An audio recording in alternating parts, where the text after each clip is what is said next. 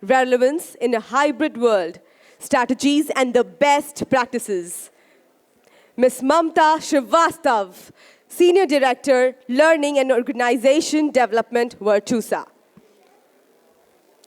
Ms. Mamta Srivastava, a seasoned HR professional with over 22 years of experience, serves as a Senior Director of Organization Development at Virtusa. With a background in organizational psychology, she excels in talent management, group facilitation, and leadership capital development, formal entrepreneur, and fractals consulting. Let's give it up for Mamta Srivastava, Senior Director, Learning and Organization Development, Virtusa. Welcome back. I hope the tea has refreshed everyone. So I'll not talk much about myself. I work with Virtusa, and as she's just introduced me, I carry about 22 years of work experience, and I consider myself as a student of psychology, still learning. Now, the topic that we are going to be discussing right now is learning relevance. So what is relevance? Let's start with that, right? I want to say something to you, and there is something that you are interested in. These are two different circles, and when these intersect, that is when we create learning relevance. So, right, this is what learning relevance will be all about. Now, let's put this concept into our learning mode, right, in the space of L&D. So when we are talking about L&D, there are three stakeholders that I want to talk about. Who are the three stakeholders? Anyone would want to venture a guess about it? Three stakeholders? Okay, I think the tea and coffee is trickling in. So the first will be the learner, right? The second, organization, as you said, or the business. Who's the third stakeholder? The most important one? Customer, okay. And any other guess? Sorry? The client, the customer, yes. But within the organization, there's a third stakeholder. You got it right, manager. And this is the stakeholder that we often ignore, right?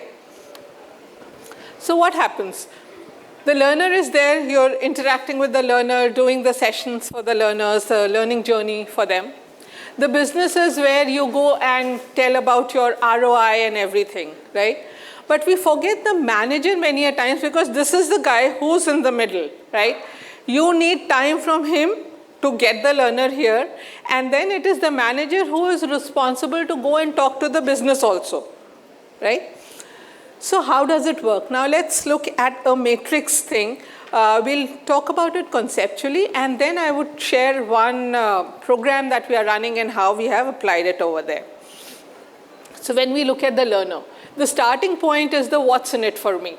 Because training, when you talk about learning development, it still has that mindset of, but I know it. Why am I being nominated for this program? Is there something that's not right for me? So how do you build that excitement that it is not that we are correcting something, we are enhancing something, right? And you have to create that interest of what's there in it for me. The second one, so now you got the learner on board.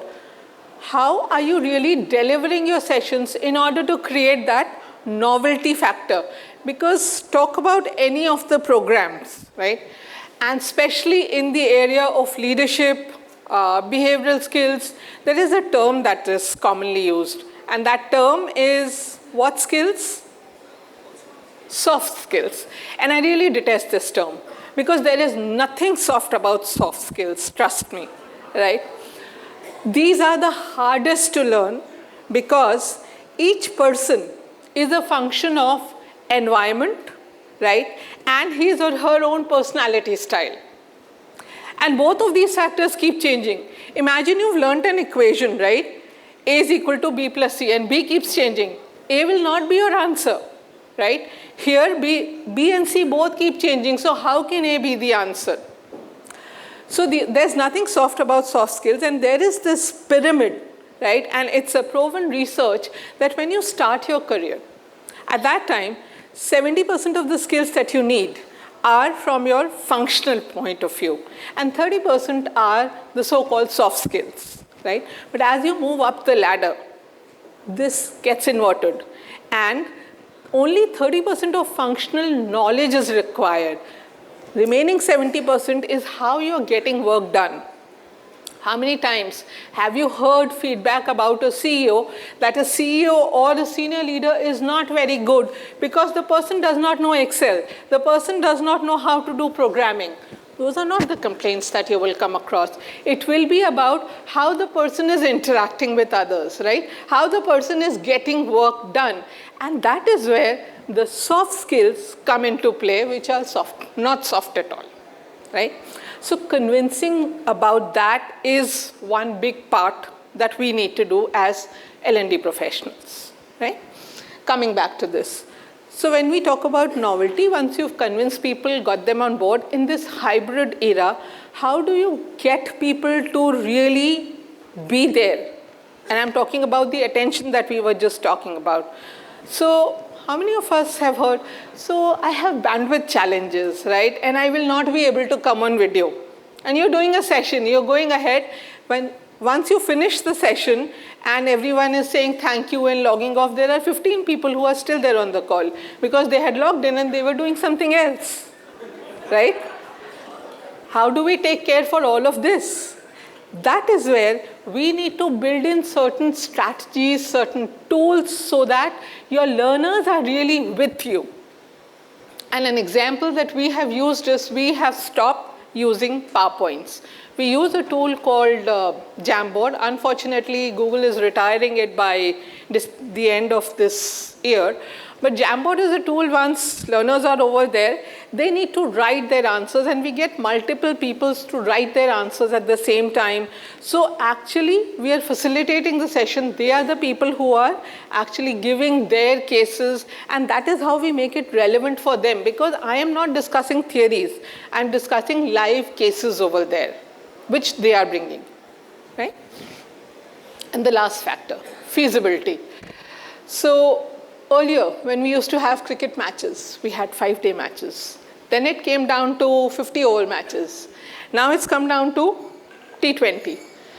Frankly, I don't even have the patience to watch 20 overs each, right? So the first 5 and the last 5 are good enough. That's how things are moving. And it is moving similarly in the training world also. You will not have people sitting for 2 hours, 4 hours. How do you really now move your content in such a way that people can learn on the go? So micro-learning, right? And micro-learning also, everybody has different learning styles. So if you just give a lot of content to read, I doubt many people will. There might be some very avid readers, right? But not everybody will. So how do you blend in, right? Some podcasts, some nice videos, so that there is something for everyone and people are picking it up. It's a hybrid, and do not keep any module or any learning material for more than 10 minutes. People will not have the attention, right? But if we break it up, chunk it out, and give small, meaningful information, you will be able to hook learners, right? Now you've hooked learners, how about the managers? For managers, the first thing is convincing them about the need for this program, right? If I let my resource go for the program, I come from the IT industry, what will happen? Everything will fall down at my customer's end, right? There will be so many escalations. How do you manage that conversation with them? The WINFM, you will not find this term anywhere. I just coined it, right? What is needed from me is the first question that the manager wants to know. Will you be chasing me that the learner is not attending the program? Because that is what we tend to do with most of the managers. And the managers don't even want to nominate people, because if I nominate, tomorrow you'll be chasing me. The learner is not attending, right? So how do we tell the manager that, boss, this will be autopilot. You just nominate. We discuss the need. It will be autopilot. We will update you. We discuss the updation frequency as well, right? Modality. How are we going to make it easy for the manager? Because some of my resources cannot join during daytime.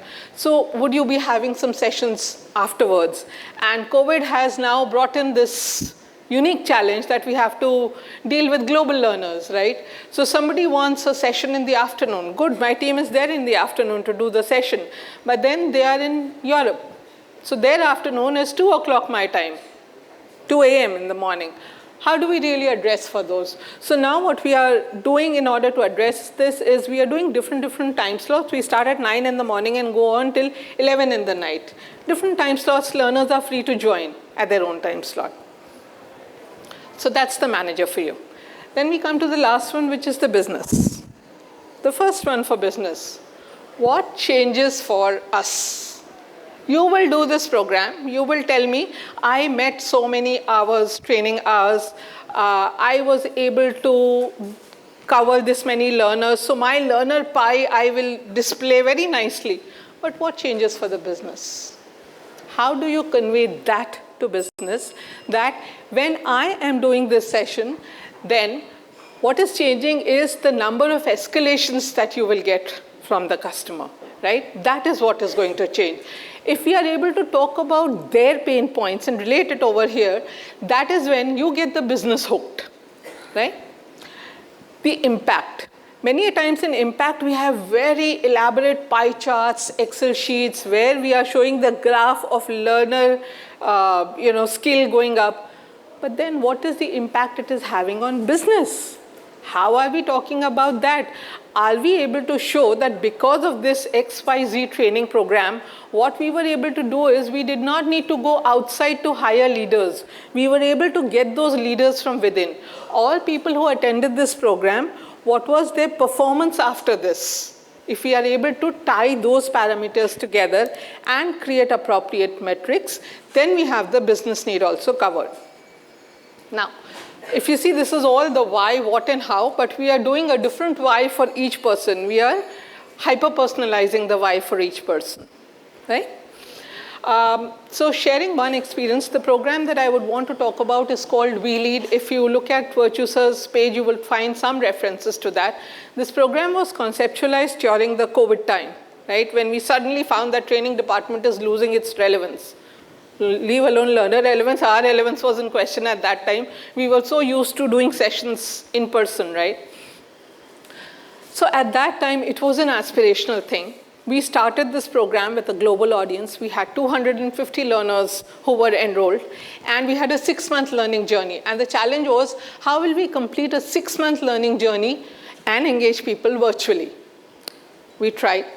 And I will not say that all experiments are successful in the first go. There were some things that worked, some that did not. But like when you design an automobile and something is not working, you don't discard the automobile. You pick up the things that are working and work upon those that are not. So we picked up the elements that were working, and we looked at what can we enhance further in order to make this program a success. And I'm happy to share that today we are running the 4th session of We Lead, and it became so successful that we had to design a program for the people below it, which was I Lead, and for the people below it, which was Building Managerial Excellence.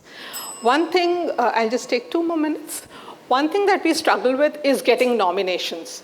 And that's another thing that I wanted to share with all of you, that every time we need not run to the manager or to the business for nomination. If you're building your learner community, right, it is this community, the We Lead community, which nominates people for I Lead, and it is the I Lead community which nominates people for Building Managerial Excellence. So you're creating a self-sustaining virtuous cycle wherein I do not have to run after people for nominations. We are not there as yet. We're reaching there, right? But we've already started seeing the benefits of this. So with that, as I promised, I'm closing. Any questions would be happy to take up later. Thank you so much.